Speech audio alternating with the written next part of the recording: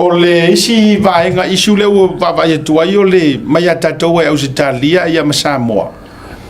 Ole tupe whamatu mai Australia mole lango ino le Lakapi Pasifika. E au fiai fiti tonga ma Samoa. Le lai atangia mai. Ua mai a ona saini fiki le lako kupe. Se lauri masul miliona. Saini Australia, sorry, tonga le lato vaenga. Ai toe lava o Samoa. Ai e atangia mai ele o iai le tūlanga ele ona o le te ena. Ai o le whatuatuaina le malo Samoa o le board a le Lakapi Samoa i la tauwi e lunga. Ia, o le ala ua langalanga ai fo ina babai atu fo i le tele mai o tustusi ngā tala. Ia, manisi o fina ngalo mai o le whaururunga le Lakapi ma le purisili ma le board. Ia mawhapea mai te tauntau sura mua le malo o na lango vaenga ia mo le atina le Lakapi. Ai ele fau maka upur ngai. Ele fau, ia mata mai ia le atau so fina ngalo amata. O le atonu me tonu fai. I ke ola vai ele ka kope malo e ka ngo fa kulanga Muamua ia se fa nge se fa vai o le kope le ma se komiki la se spending committee komiki vai le kope le ai ke ola vai wa ka mi wa ka nga le Lakapi Samoa la lo o minska inga e control ko e mkanga renga ia banga wa o fenkari ngi o le bako kope o ai ese ala ko ese ele kaule li poki man malo e pula la ko me fai i kupe e ke ola ia ele leila o kupe malo va nga fa deadline bo le si ko fa ma singa sope ai fa le inga ia inga ele lenga fa so kupe le maru li mo ka fa nga fa nga ka ir kupe le mo kam kalo e mo se foi le la Lakapi Samoa vui so finangalo. Ia ole tau ole baenga le nei ia te ula vai Asiata o te tonu waile te una maluel finanga lo le fionga le li pandemia I vaenga nei le nga ua o vaenga nei o le fa tau tele I ana vatau ma vaenga o mai pe ona ia mana manu lauti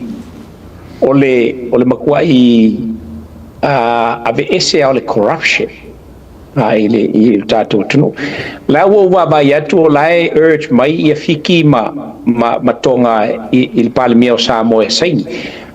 pela kau kilo kue ale saingi le ole onga kaluai ole kupe ele fa pe mai o mai fa pe mai e limas furuafe e ave ya fiki limas furuafe ave ya Samoa limas furuafe e ave ya konga ele o ai te mais mai ma identify mai ia se kupe fa pe nga moa ku kai kasi ole foai ma le fa me alo fa Australia it's specifically to the Pacific nations mol Pasifika longa winga o ke babai aku ole fa ka wa nga mai e fiki ma fo I makonga o palmia Samoa inga ia lo fa singile therefore e ole se lau limas full milionga ole kupe a ko lava e au mai I lima o aku moku ia ko aku ngunge I ko mol Pasifika ele va pe mai mo Samoa lima surafe mo konga lima surafe mo fiki lima surafe I doubt langa le lawo baba ia ku ia a fai wa saingi ia konga mafiki wow that's their problem wala ko fu ya kaunga but then e alanga urge mai lo ule ka konga asiaka ma onga ma ka mo fai fa ka wanga mai le palmio Samoa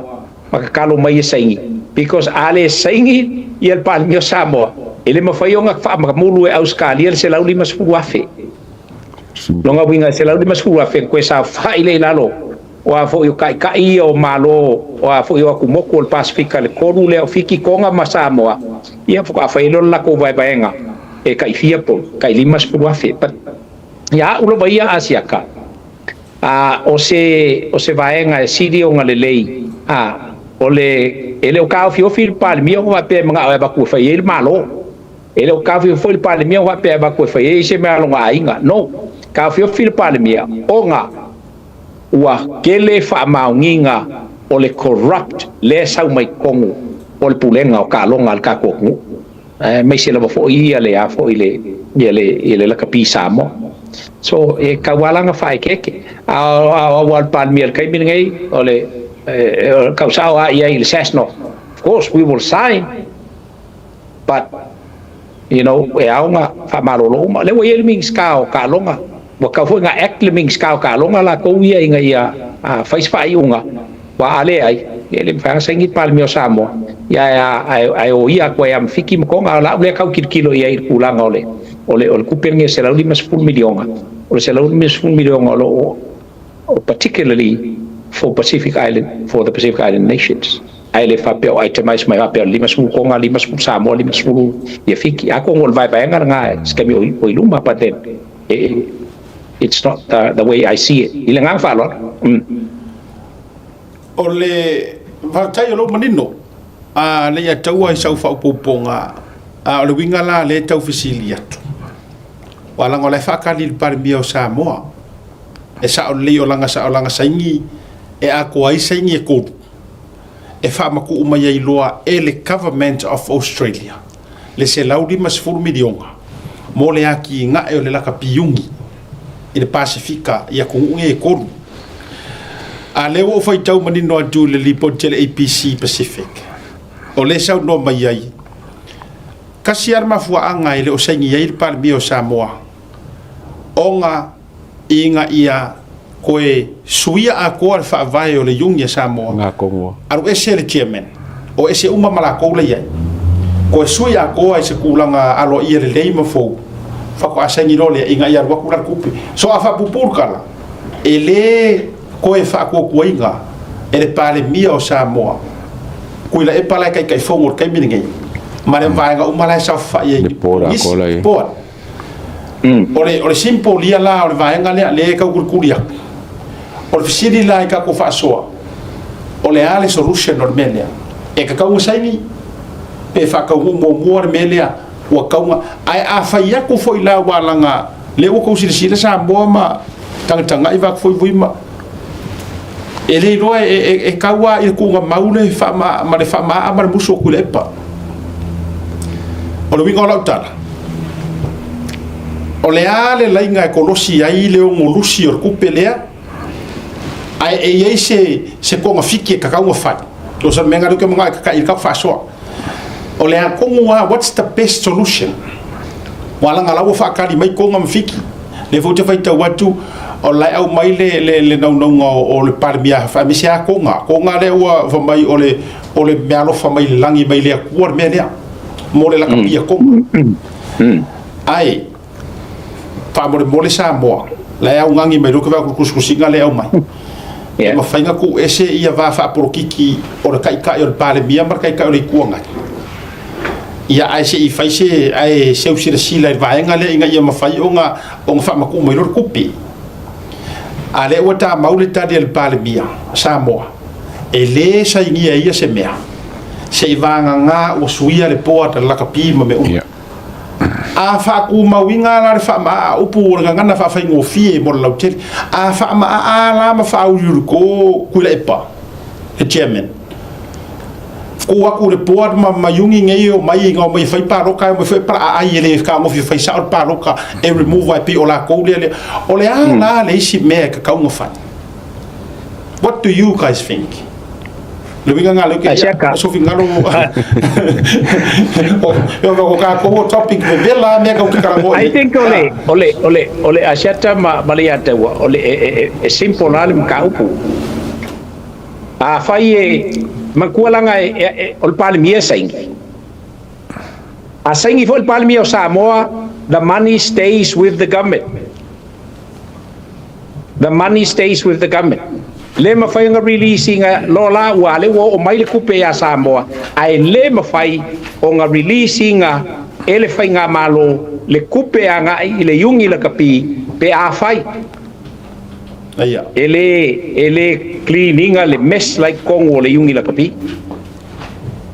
o nga yo inga la nga ka nga fai loa ele mingska e nga ami el mingska wai la nga ele fai mingska nga fa ke ala ko airport because la nga ele fifiria el mingska ai ma fai el mingska o nga kalangoa nga i Iuni uma o le kungu inga ia avoid le koe fa fo el kupe skaimi ko sa ale fa ngar kupe ngai Samoa ya lo ngawinga ka onga koe fa fo at least ola usengi Samoa fa maku mai el kupe ai fo ia a fikila ko makonga pa ole awala nga silio fa ngofie ole saingi el palmia because angale ile saingi el palmia ele fa pe ole saingi ale afo kai fonga mal po no ole sasno le ai ole saingi el palmia o Samoa therefore ole kupela ya ka mai fo Australia ia uia nga ile fa nga malo o nga fa ile le fo nga malo la ko la fo la ele o pose lilo ile afo ile silafia Australia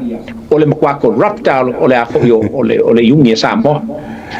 la polawa awala mai fa pea ya pelo lo ulea kan konga ia il maka upun ngai saingil palmia hodel fa nga malo ku inga kur kaimi e clean up ile meslea ko am fa nga release akur kupele a waila e afo ye e silionga onga manguia i mengai o Iuni Lakapi kai kas ole grooming o kamaka alo ngai mfaionga ya ola ko we fucking all mai ila nga fa lo asia ka fa ponga mai Samoa esa oleia eso final ele fai el palmia mal maro que mi control Lakapi Samoa onga ese la ko va ngalo we ai ma fai el malo on control se fengan ese sports spending sports control spending control committee o ngala lo que feeding a Lakapi ai control el maro committee on fai ngofiro le fai o se komiki lo que handling el mele on behalf of malo en fai malo control komiki nga o komiki la nga feeding le Lakapi Iuni il me ka fai sa o wa pasi le polo o le Lakapi Samoa ia o me la kasi de ko vai o corrupt ole mana ia yo ro finagalo te lo option Muamua mana ia option le mai le fionga ya vui ole option longa lua ka kia ro la ko Lakapi Samoa ai le liu mai le malo e fa ku se si Iuni ole le ku le wa mo ko mo mai le fionga ya vui le key phrase or belia it's a government Australian government funding. Ele amai sa o mai fea ngai le maro Australia ma se Iuni Lakapi Samoa e fea ngai vai or ki signature le ye or parmia. E sau ile malo e ala va mai le malo. Ma pa war fainga le ko inga skaidi le wa o te fatu menne mai la utala e o foi kanga kai le wa ku Iuni ia le fai le ATM. E nga o kala ile vai male usunga. Ai wa ku o mai pe sai ya ku lepa. A le me o ke fia akai. Le atau mavui e pule kasier kanga kai le ai se au Lakapi ko kongo Samoa le ai sanga Iuni kasi de fa vai nga sa wele Iuni e ka kau onga ai sa Iuni in order for you to become a board member ai vai ka ko ia le ai se Iuni a kuila e pa le ai se Iuni le anga le ai se Iuni sa milio kanga kai le sa fa fai ko kongo mele ai lengi la ko Iuni Lakapi lengi la ko au Lakapi yo ia te au lai o le faasanga loa o le malo o pongi mai loa ka ngaka ia vai sisila e ka au le arke pakasi le ko kala ngoi au e le kai mingai au le champingi faasolo a ko le ia Samoa kai mingai le la wolunga arfe siti o sa fai sesio ke pakasi le po de le Lakapi Samoa le sesi le ai ma se vai por kiki le fai e ki nga fo ia o fa le kongur ke le au marisi o ma sai fo ile la fa ia marisi la ko ai dominate ka nga ka ia mele e o ai ur pa pe fo ia me fa ku le pa ia te enough is enough ka ki ro la ko Lakapi that's another option ka ki ro ia la ko Lakapi o fa ila po esu era ko me ai ave lo le opportunity ave la vango ai au ia vai si umu vai ka ko ia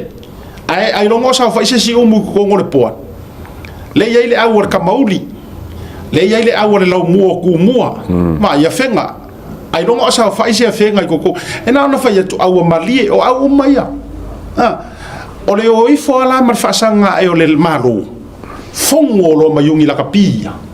fa so ale le ai onga koe fakwa ila i o se Iuni sao sesi wa ko mai Samoa rugby union koe fa pe koe Amerika ko manu Samoa i por mo Samoa koe Amerika ko manu Samoa ko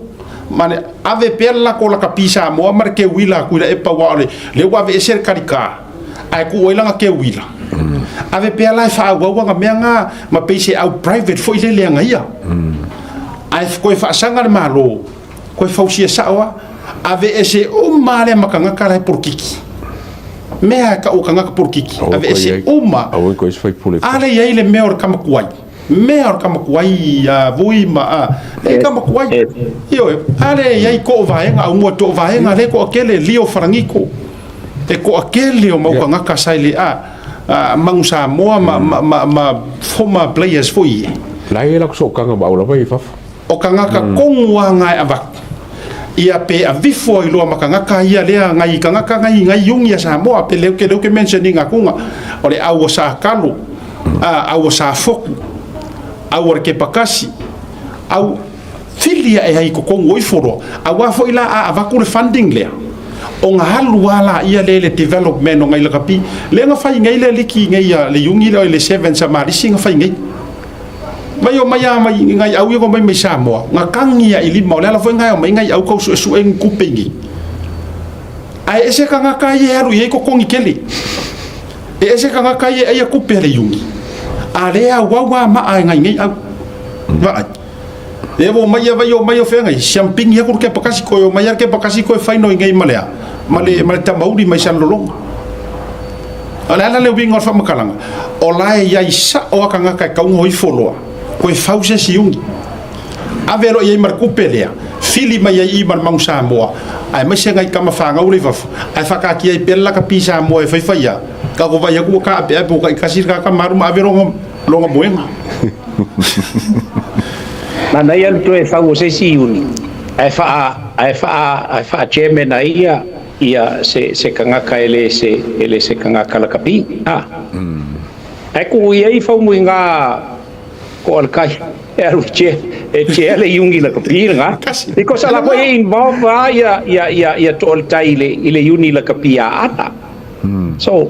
he is the force behind the Iuni Lakapi anga il kai bingi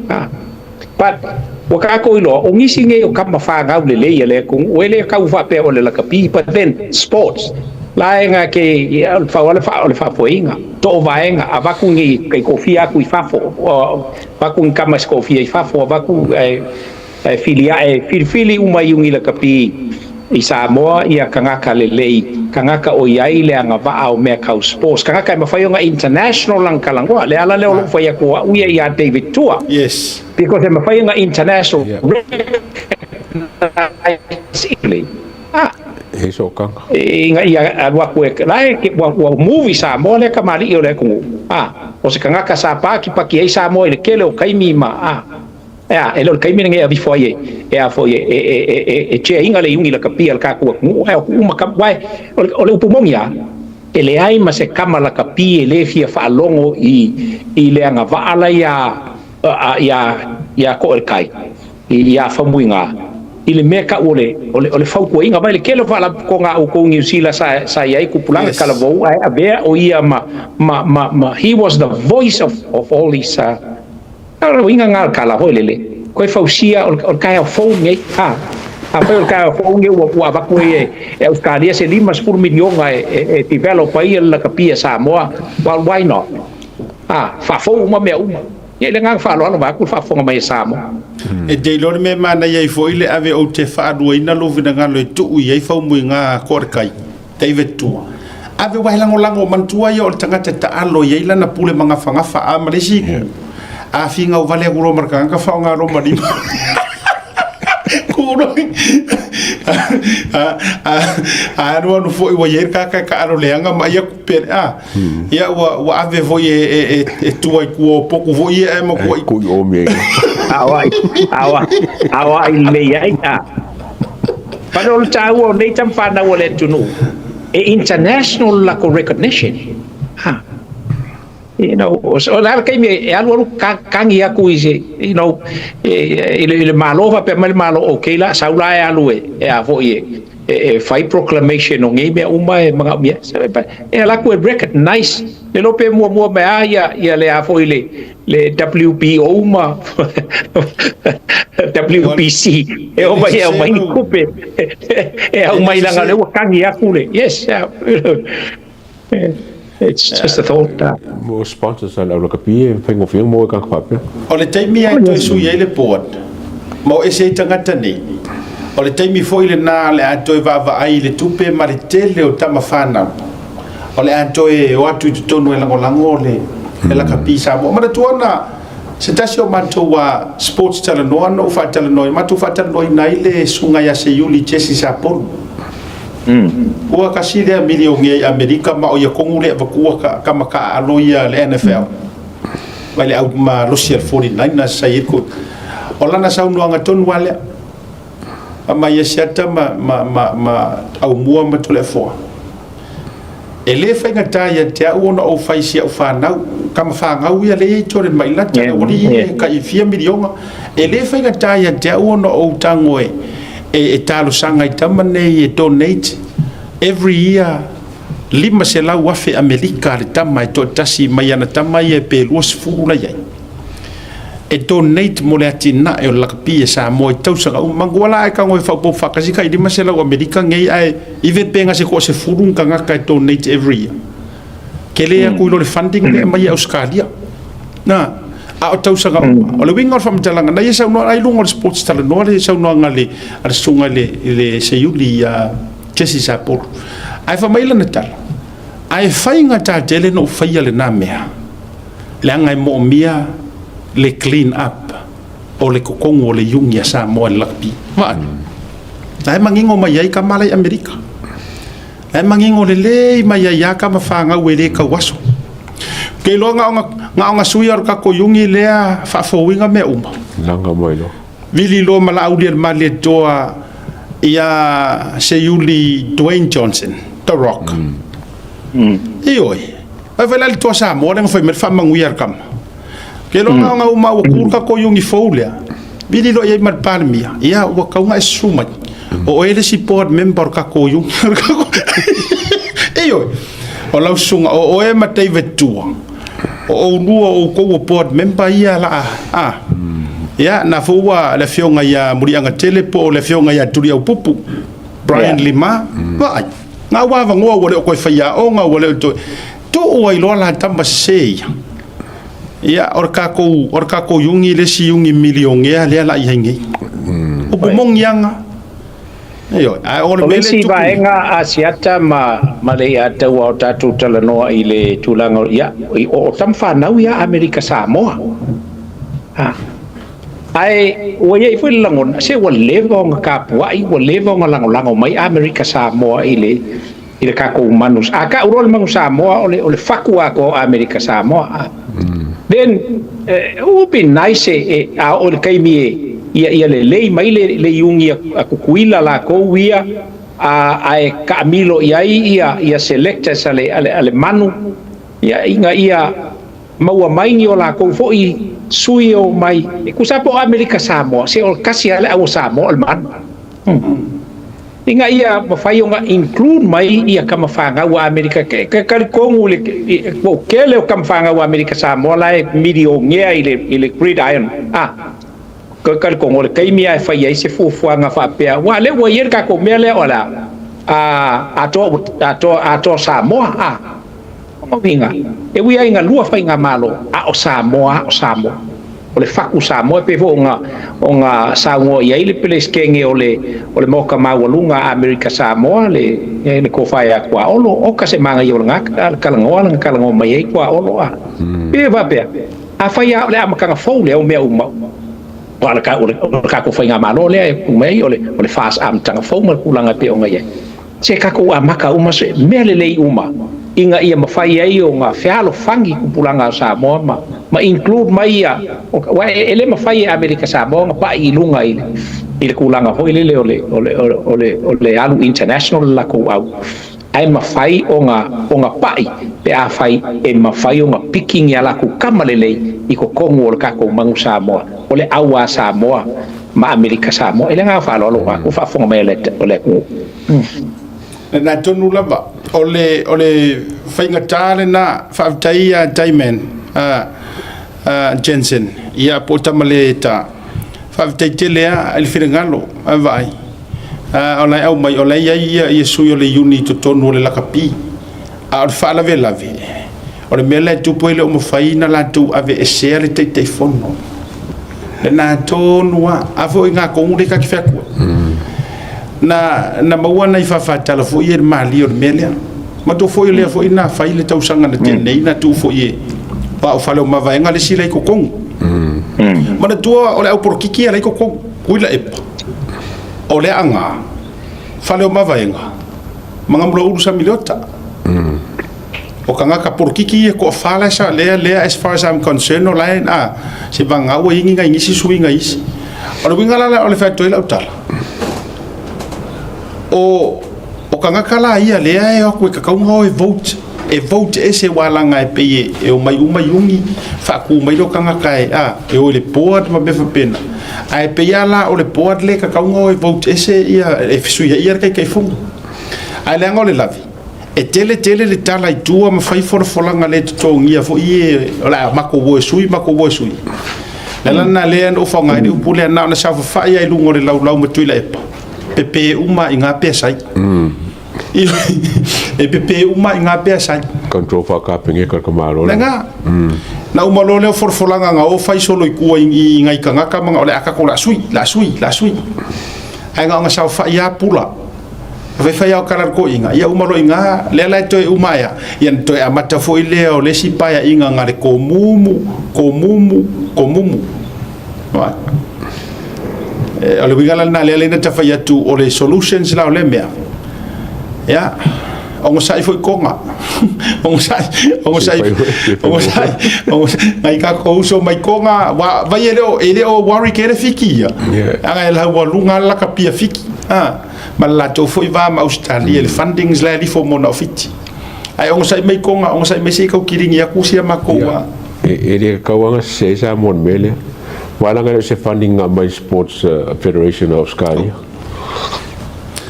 ole isi baenga silio na fa no ai well not so much ole a fo ole ko fa nga mlo wa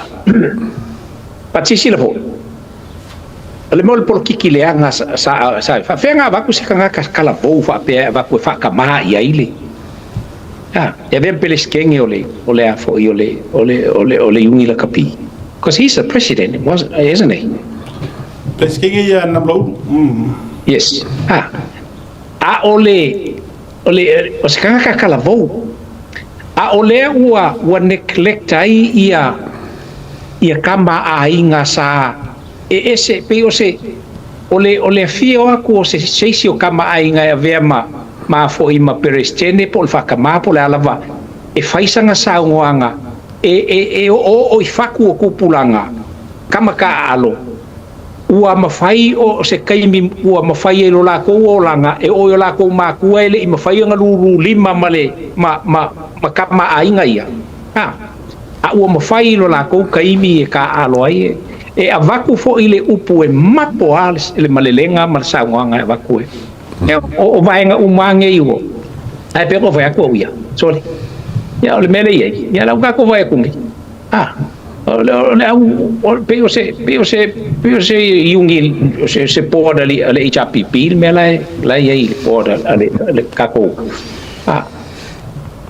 o vaenga iwo kaunga nga via lo upole sa makama ya Donald Trump ile lenga ngai va pe ai clean the swamp so it's time clean ile swamp le kako ma o se kai mi babi you know we don't want to leave it too long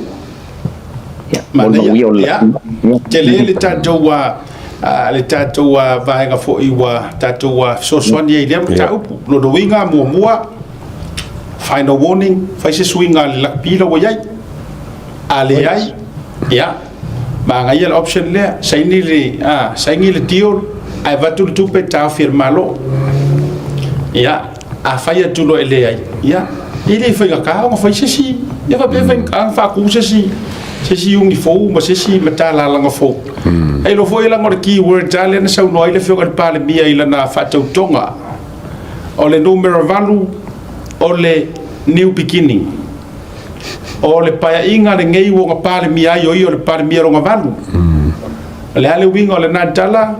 al pa inga lo na valu sa pa inga lo na valu ole ale winga le wo pale mia ina ia ole ale winga ole numero valu a matanga fo a makanga fo lo winga a fa ka ko ado lo fa fo uma lo me uma of course fa fo uma lo me uma le ya se me fenga kai fo nga vai ya lo winga la nga lo le ka ko va ku ka pe wa ka kai Wafka fa ya askari fa fa ya vui mala ko fa nga malo ke le forngeia se lengi wa fa malo fa met Pacific wa ko fa rongo e ke mi fa rongo yo o fa ka rongo le CEO le Lakapi fa pe foi pe su kasi emilio baru su kasi milion al pa ke ban el kausanga ya fa ila mo se lima su milion a Samoa mele sorry o ka vai kausanga e kasi kausanga kiling el por la ye o el por le Kusa mo kausa kay fai ai apaka masi apaka se kasi kausa kusa nga va wa fai ho iona Asiata ma uma ka masi ya la ko de si duas fu kausa ka wai nga pa uma le ya nga sausa wala ka la fu ke o ia uma fai fo ele tupe le ona nga ka ko saingia ni key players permanent manu Samoa players saingi ku sa le ko kala ke ala ko ngo fala ko Samoa le pen ko saingi is ko kala ke sesi kalapu but then olla ko kalapu ala ngo foi Samoa saingi ai mango bele fai Australia bele fai Australia wa yai lava ila ko wa permanent lava ele ongi kalapu foi ka aloi wa permanent ai Australia ongo la ko wala ia ole ave ma leaders ole a foi ma key players le ia la ko ke kalangoa i kupulanga vaenga wa penga la ko nga you know and patei ola e afili le wallabies ola o ia la ko because they have signed for 3-4 years ya alena ole sia vai ga taua tatu me ila ile mbale ile si mata I think for your vai ga taua fa ngai no sele ni dei mole grassroots foi le Lakapi tono Samoa e mo mi ale ave mo wa funding ngai yungi ale ka ki fa wa o fia ni tama fa na o fitu fa na mai yungi ngai le go mentioninga ku ai o ye se so nginga e ave ngai yungi o ye ni so nginga ka kupe o ma fai o nga ave ye so e ki ai la to wai nga o le fa nga ru ma ro sio ka maki ai o te tau ona ave tu la ka foi a ausia e le Iuni Lakapi Samoa le level le ka usanga ko pe top 5 tau na ye ni tele ni fa matu fa pena e ave mo le developing o ngai au nga ya me se foi tono Lakapi ya o me nga sa wai da makanga pai foi na tupu lo ma le mena lesa ye developments foi lele ma le HPU o Samoa sa ye o le manga ngai yo result o talonga sa ye Samoa ama kua manga ngai ya ai wa ya o mai lo wa tatu o le vai tau foi lele no le va lele lungo o le o le au foi lele nga kaya ai le lo Asiata Tautai lo ai there is e funding lai abatu ele a fo ele Iuni Lakapi Samoa nga Iuni like Iuni fo e fai tu malo ai te no sila fiel me lai ku so le makua o kia o kanga kala ka Iuni kai kasi ingukua ai ku malo ke le ngisi e ke kala ngwa ku e fa mai toli nga mako ke le ilo ai mako po ang kupe o mai le Iuni Lakapi ale mako lo nga sa au mai kupe ile ka usanga bale ka usanga ka visi ko la me ngo fa ia fa mai mo ke le ilo me nga ka mala la ke ilo mai lo la ko lo nga winga ele nga ka nga ki lingi le a fo le main union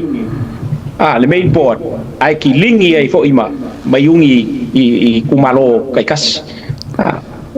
o kele le fa maongi o le corrupt po io ka kala kai ia Iuni fa bale anga ku pulanga ngai ka mai ki a lai e la ko kele o lo ku pe ba ko le Iuni Lakapi ba ko am solo e la ku kanga fa la ku me fi e manga on ye nga fa ro me nga ka wa ke me nga wa bui o le fonga con kala ke ka me ki fonga o le ka ro ka lu suwa fe ka sanga o nga full time ala ia le a le ka me ki dis ka sanga e ku no ko suwa vai fa full time players e lenga select e kama ki foi le pack up le kama ka alo ma developer foi la como is causa